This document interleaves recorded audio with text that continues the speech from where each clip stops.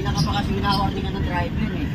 Kuya, tinatid ka lang ng nanay ko. Ba't kayo mapapagalitan? Hindi naman kayo mapagalitan ah! Tularan na itong video na to. Ito ay isang video lamang na nakuhaan sa loob ng isang jeep.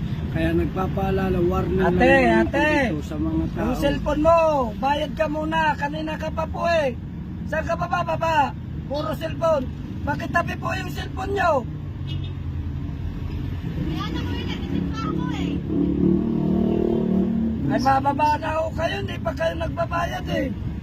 Bakit na ako kuya? Nagbayad, wala pa po. Pagsakay, Bakit na ako kuya, 20? cellphone mo ate, pakitabi. Na kuya, nagtitin pa nanay ko. Kuya, saan ka ka kuya? Kuya! Sabi ko sa'yo eh, kanina eh. Cellphone eh. Kuya, kinatid